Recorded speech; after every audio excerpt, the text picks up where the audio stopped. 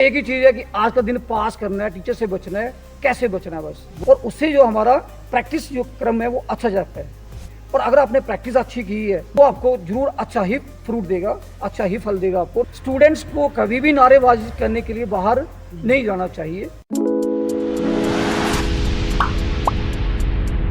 आज की यह वीडियो बड़ी ही मजेदार होने वाली है क्योंकि अक्सर आपने देखा होगा एक टीचर अपने स्टूडेंट से कई सारे सवाल करते हैं, लेकिन आज की इस वीडियो की सबसे मजेदार बात यह है कि एक स्टूडेंट अपने टीचर से सवाल जवाब करेगा।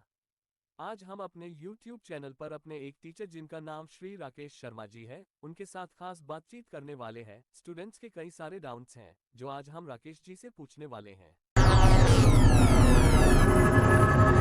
सभी को राम राम जी, सनातन धर्म की जय और सभी को मेरी तरफ से प्यार भरा नमस्कार। आज हमारे YouTube चैनल कंबाइंड एजुकेशन पे एक ऐसी शख्सियत है जिन्होंने 25 साल से अपनी सर्विस दी है स्टूडेंट्स को as a teacher. Please welcome mister Rakesh Sharma ji on our YouTube channel combined education.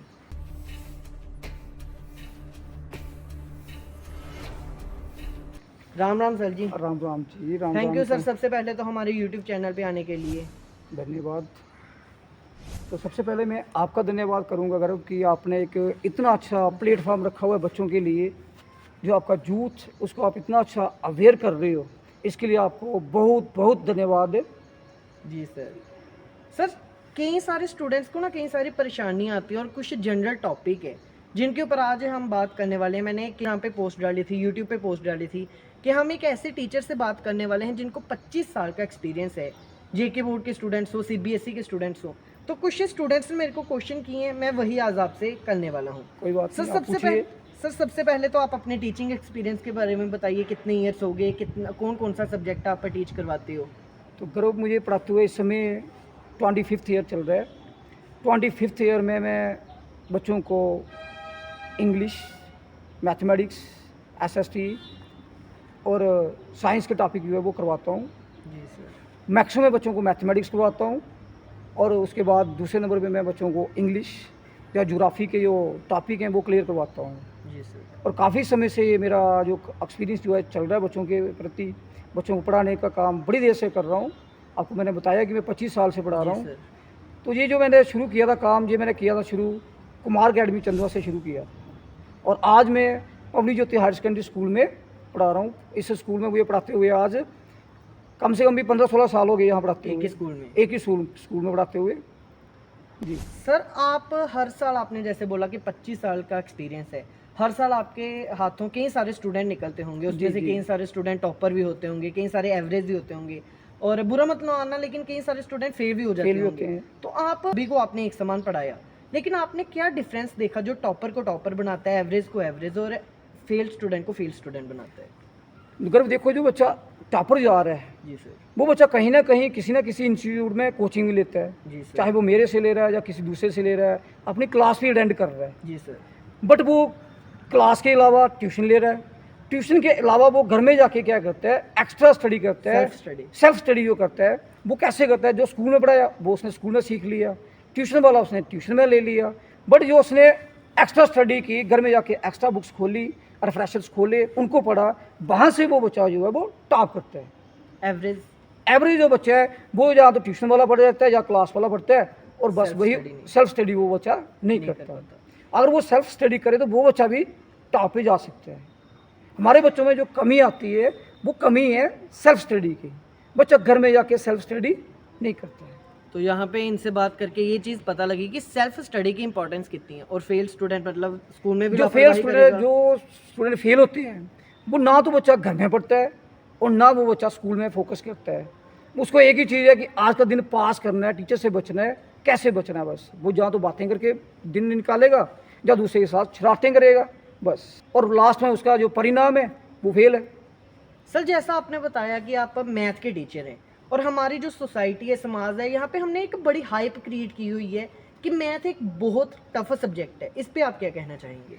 Math के लिए तो मैं ये बोलूँगा कि मैथ तो डिफ़िकल्ट सब्जेक्ट है ही नहीं है, क्योंकि मैथ हमारा जो है डे टू डे लाइफ में आता है। अगर आप कोई भी काम करते हो तो उसमें मैथमेटिक्स आता ही आता है।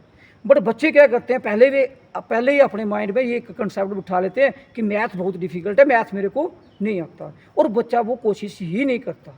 घर में जाके पेरेंट्स को बोलता है मुझे मैथ नहीं आता, स्कूल में आके टीचर को बोलता है कि मैथ नहीं आता, बट वो उसकी प्रैक्टिस ही नहीं करता। अगर उसको कंसेप्ट क्लास में क्लियर करवा दिए जा रहे हैं, वो घर में वो बच्चा अगर उसको प्रैक्टिस कर ले थोड़ी सी भी, तो वो बच्चा कामयाब हो जाता है। बट ये बच्चे के माइंड में कंसेप्ट जो पहले है, पहले हमें उसको निकालना है कि मैथमेटिक्स इतना डिफिकल्ट कंसेप्ट सब्जेक्ट नहीं है। एक क्वेश्चन आता है कि हम नोट्स बनाते हैं, स्कूल वर्क में काम किया उसके नोट्स बनाए, सेल्फ स्टडी के शॉर्ट नोट्स बना लिए, तो कई सारे लोगों का ऐसा कमेंट आता है कि नोट्स बनाने से भाई कुछ नहीं होता, आपको ना एग्ज़ाम में डिलीवर करना चाहिए। लेकिन मुझे पर्सनली लगता है कि नोट्स बड़े इंपॉर्टेंट है, क्योंकि अगर हम बोर्ड एग्ज़ाम देने जाएं तो अगर हमने एक ही जगह पे नोट्स बनाए होंगे तो हम उसी को कंसीडर करके अपना प्रेपरेशन कर सकते हैं। इस पे आप क्या कहना चाहिए? ये बात आपकी गर्व बिल्कुल सही है कि हमें जो है एक वेल प्रिपेयर्ड नोट्स रखने चाहिए अपने पास, ना कि हमें बार बार कभी एक बुक में, कभी दूसरी बुक में, कभी तीसरी बुक में देखना है। अगर हमने नोट्स बनाए हुए हैं तो बार बार हम उसी को क्या करेंगे, रिपीट करेंगे बार बार, और उससे जो हमारा प्रैक्टिस जो क्रम है वो अच्छा जाता है। और अगर आपने प्रैक्टिस अच्छी की है नोट, तो वो आपको ज़रूर अच्छा ही फ्रूट देगा, अच्छा ही फल देगा आपको, ना कि आपको वो नुकसान देगा। और जो आप क्या करते हो कि कभी एक बुक में देख रहे हो, कभी दूसरी बुक में देख रहे हो, तो वो आपको कंसेप्ट क्लियर नहीं होता। बार बार कभी एक दूसरा तीसरा पकड़ोगे, वो आप उसमें क्या रहोगे, कन्फ्यूज़ हो जाओगे। सर, हमारे विश्व में एक बड़े अच्छे साइंटिस्ट हुए, नाम था एल्बर्ट आइंस्टीन। उन्होंने ना एक बार अपने इंटरव्यू में कहा था कि मैं मार्क्स से ज़्यादा नॉलेज को ज़्यादा ऊपर रखता हूँ। इस पे आप क्या कहना चाहेंगे? मैं भी उनकी इस बात से 100% सहमत हूँ कि हमें मार्क्स सिक्योर करने से फ़ायदा नहीं होता। जितना हमारे पास नॉलेज होगा हम उतने ही आगे बढ़ेंगे, क्योंकि हमें हर जगह नॉलेज हमारे साथ चलेगा, ना कि मार्क्स साथ चलेंगे। एक ऐसी पूंजी है जो हर जगह आपको बचाएगी, वो हर जगह आपके काम आएगी, मार्क्स हर जगह काम नहीं आते। सर, जैसा आप इस समय देख रहे हैं, हमारे जम्मू कश्मीर में इस समय विधानसभा के चुनाव चल रही हैं, इससे पहले पार्लियामेंट के चुनाव हुए। आए दिन हमारे देश में कोई ना कोई ऐसा पॉलिटिकल इवेंट आता रहता है, तो क्या लगता है आपको स्टूडेंट्स को मतलब पॉलिटिक्स में इन्वॉल्व होना चाहिए? पॉलिटिक्स में इन्वॉल्व होने का ये मतलब नहीं है कि जो हमारे रिप्रेजेंटेटिव हैं उनके पीछे नारे लगाने हैं। पॉलिटिक्स में इन्वॉल्व होने का मतलब जो चीज़ें चल रही हैं उनकी नॉलेज स्टूडेंट्स को होनी चाहिए या नहीं? तो जी गर्भ, जहाँ तक आप ये क्वेश्चन कर रहे हो, ये क्वेश्चन आपका बिल्कुल सही है। स्टूडेंट्स को कभी भी नारेबाजी करने के लिए बाहर नहीं जाना चाहिए। उसको इसका नॉलेज ज़रूर होना चाहिए कि हमारा कौन सा लीडर आगे चल रहा है, कौन से इलेक्शन चल रहे हैं, कितनी वोटिंग हुई है, कहाँ से कौन सा है, ये पता स्टूडेंट्स को होना चाहिए। ना कि स्टूडेंट बिल्कुल ब्लैंक हो, जब उसको पूछा जाए कि आपकी कॉन्स्टिट्यूंसी में कौन सा मेंबर है, उसको पता ही ना हो। तो इसके लिए स्टूडेंट्स को मैं एक राय ज़रूर देता हूँ कि इसके लिए नॉलेज रखो कि आपके इलेक्शन कितने समय के बाद हो रहे हैं, कितने समय के बाद होने थे, डिले क्यों हुए, ये सारा स्टूडेंट्स को पता होना चाहिए, ताकि आगे जाके जब वो ये इस दौर में पाँव रखें तो उनको इन चीज़ में कन्फ्यूज़न ना आए। सर, एक चीज़ कही जाती है कि हम जब स्कूल जाते हैं तो हमारा टाइम बड़ा वेस्ट होता है। आज के समय में कई सारे लोग डमी एडमिशन लेते हैं कि स्कूल में हमारी ऑलराउंड डेवलपमेंट पॉसिबल नहीं हो सकती। एज अ टीचर आपको 25 ईयर्स का एक्सपीरियंस है, आप किस तरह से देखते हैं कि स्कूल में स्टूडेंट की ऑलराउंड डेवलपमेंट किस तरह से हो? जैसे एक बच्चे की जो डेवलपमेंट सही है वो उसकी फैमिली से शुरू होती है। जी सर, उसका जो सोशल, उसके जो वेलफेयर जो है, जो नॉलेज उसका बढ़ता है, बच्चा पहला वर्ड जो है वो कहाँ से सीखता है, फैमिली से सीखता है। सेम वैसे ही एक स्कूल ऐसा इंस्टीट्यूशन ऐसा है जहाँ पे बच्चा जो है हर एक चीज़ सीखता है, उठना, बैठना, चलना, बोलना, जहाँ तक कि मॉरल लेसन जो है उसको स्कूल से ही डिलीवर किए जाते हैं। वो हर एक चीज़ कहाँ सीखता है, स्कूल में ही सीखता है। जैसे प्रेयर में खड़े होकर बोलना, अगर बच्चा डमी एडमिशन ले रहा है तो वो कहाँ बोलेगा। दूसरा, स्कूल में कितनी एक्टिविटीज़ और करवाई जाती हैं जो बच्चे को स्कूल में ही करवाई जाती है, ना कि होम ग्राउंड में होती हैं। तो बच्चे को जो है डमी एडमिशन या दूसरी जो एडमिशन आप बोल रहे हो उसकी जगह स्कूल में आना मैं प्रेफर बोलता हूँ कि स्कूल में आके ही बच्चे की ऑलराउंड डेवलपमेंट होती है। घर में बैठ के बच्चा क्या कर सकता है, एक बुक बारम बन सकता है वो बुक पढ़ के, बट जो उसकी ऑलराउंड डेवलपमेंट है, 4 आदमियों में, 4 लोगों में आपने कैसे बोलना है, वो बच्चा आके स्कूल में ही सीखेगा। कोई अगर आप एक अच्छा वक्ता बनना चाहते हो तो वो स्कूल में ही आप अपनी स्पीच जो है डिलीवर करोगे इतने लोगों के, इतने बच्चों के सामने, इतने टीचर्स के सामने, तो ही बच्चा वो सीख सकता है, ना कि एक बच्चा घर में बैठ के सीख सकता है। सर, अक्सर कई सारे यूट्यूबर्स ये बोलते हैं कि जो एज है 13 to 18 या 15 to 18 अगर हम मान के चलें, वो एज है जहाँ पे स्टूडेंट बिगड़ भी सकता है, और यही वो एज है जहाँ पे स्टूडेंट सक्सेस की राह पे जा सकते हैं। तो इस एज में आपके पास कई सारे स्टूडेंट्स होते होंगे, इस स्टूडेंट्स को आप क्या सजेशन देना चाहोगे? जो 13 to 18 ईयर्स के स्टूडेंट्स हैं उनका अपना लक्ष्य जो कामयाब लक्ष्य बनाने का टाइम है वो यही है। 9th 10th 11th 12th ये ऐसी 4 क्लासेस हैं जिसमें बच्चा जो है अपना कैरियर चूज़ करता है, अपने जो गोल है उसको वो अपना लेके चलता है, अचीव कर सकता है। बट अगर वो सही ट्रैक पे चल रहा है तो हमारे समाज में इसमें नशाखोरी बहुत ज़्यादा चल रही है। अगर बच्चा उसमें उस लत में फंस गया तो समझो उसका कैरियर स्पॉइल हो गया। बट अगर बच्चा सही ट्रैक पे चल रहा है तो वो कहीं ना कहीं अपना जो गोल है उसको अचीव कर सकते हैं। बट इसके लिए 2 चीज़ें मेन आ रही हैं जी सर। कि अगर हमारा जो यूथ है ये 2 चीज़ों से बच जाए, एक हमारा यूथ जो है वो नशे से बच जाए, और दूसरा जो हमारा इस समय फ़ोन का ट्रेंड चल रहा है, फ़ोन में ऐसी बहुत सारी चीज़ें हैं जो हमें नहीं देखनी चाहिए। बट जो छोटे बच्चे हैं ये फोकस ही इसी पे करते हैं। बट अगर हम इसका पॉजिटिव साइड लें तो फ़ोन में इतनी ज़्यादा पढ़ाई है कि हम कहीं के कहीं पहुंच सकते हैं। बट स्टूडेंट लाइफ ऐसी है कि उनका जो मेंटल लेवल है वो गलत साइड जल्दी जाता है, तो उनको प्रिपेयर करने की ज़रूरत है। बच्चे आपके लिए सही ट्रैक क्या है और गलत ट्रैक क्या है, तो मैक्सिमम हमें कोशिश करनी चाहिए कि अपने बच्चों को सही राह पे चलाया जाए, जहाँ उनको नशे और फ़ोन या और जो दूसरी हमारे समाज में कुरीतियाँ फैली हुई हैं उनसे अपने बच्चे को बचाया जाए। सर जैसा आपने बताया कि 25 साल हो गया आपको मतलब स्टूडेंट्स को पढ़ाते हुए, तो 25 साल में जेके बोर्ड के अंडर भी आपने काफ़ी सारे स्टूडेंट्स को पढ़ाया होगा। तो गर्व ऐसी है कि मैं 25 साल से ही जेके बोर्ड के अंडर ही चल रहा हूँ, और काफ़ी बार मेरी विजिट जेके बोर्ड में भी हुई है, कठुआ बोर्ड में, हर जगह हम जाते ही रहते हैं, काम के सिलसिले में भी आते हैं और दूसरे चीज़ों के लिए भी आते हैं।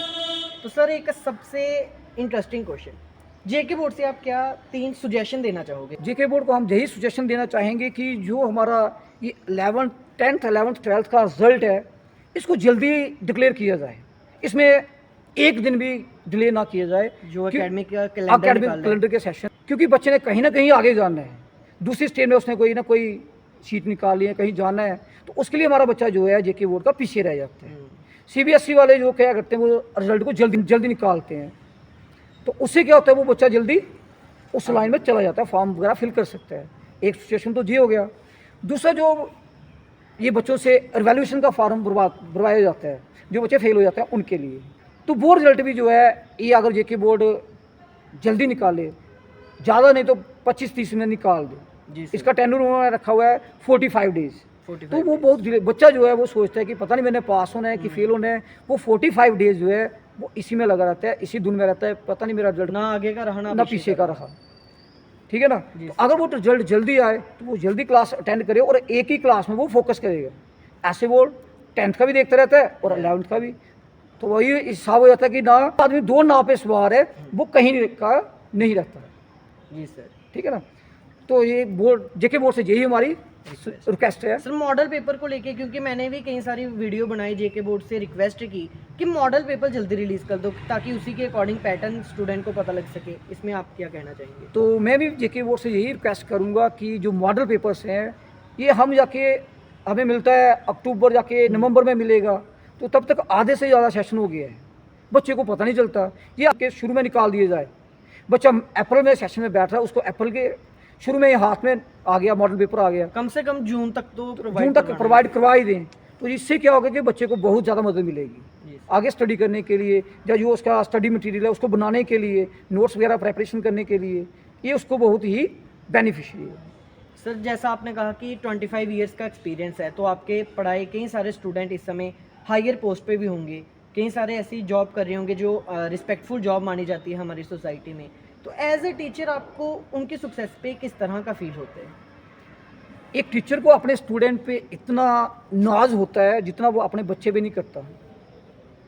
जब उसका एक पढ़ाया हुआ बच्चा असिस्टेंट प्रोफेसर बन रहा है, कोई लेफ्टिनेंट जा रहा है, कोई टीचर की पोस्ट पे जा रहा है, कोई कहीं जा रहा है, कोई पीओ के लिए निकल रहा है, तो एक टीचर इतना खुश होता है कि वो उस खुशी को व्यक्त नहीं कर सकता कि वो टीचर कितना खुश है कि आज मेरा जो पढ़ाया हुआ एक बच्चा है कितनी ऊंची पोस्ट पे बैठा हुआ है, और वो उसका जो सीना है वो गर्व से कितना चौड़ा होता है, इस बात का अंदाज़ा वही लगा सकता है जिसका वो स्टूडेंट है। तो सर बड़ा मज़ा आया आपसे बात करके। सर एक बार आप हमारे व्यूअर्स को बता दीजिए कि अगर किसी ने आपसे मिलना हो तो वो कहाँ पे आ सकते हैं? एक तो आपने बता दिया स्कूल, पब्लिक ज्योति हायर सेकेंडरी स्कूल, इसका थोड़ा एड्रेस बता दीजिए। मैक्सिमम मैं सुबह 6:30 से लेके 2:30 बजे तक पब्लिक ज्योति हायर सेकेंडरी स्कूल में होता हूँ, और अगर यहाँ ना मिलूँ तो अपने घर में होम एड्रेस मेरा BPO सैसमा, तहसील मडीन, डिस्ट्रिक्ट कठुआ, मैक्सिमम सैसमा में मैं तो मिलता हूँ। और अगर किसी को ना मिलूँ तो मेरा कनेक्ट नंबर गर्व के पास है ही है, गर्व आपको बता देगा। मेरे इंस्टाग्राम पेज है कंबाइंड एजुकेशन पे, आप मेरे को DM कर सकते हो अगर आप इनकी पर्सनल गाइडेंस लेना चाहते हो। या कोई इंस्टाग्राम पेज कंबाइंड एजुकेशन को फॉलो करके DM ज़रूर कर देना, मैं आपसे डायरेक्ट बात राकेश सर जी की करवा दूंगा। सर बहुत बहुत शुक्रिया हमारे चैनल पे आने के लिए। आपका। जी सर, आज की वीडियो में बस इतना ही। आई होप आपको आज की ये वीडियो पसंद आई होगी। वीडियो पसंद आई है तो वीडियो को लाइक ज़रूर करना, इस वीडियो को ज़्यादा से ज़्यादा शेयर करना। और आज की इस वीडियो में बस इतना ही। राम राम जी, सनातन धर्म की जय।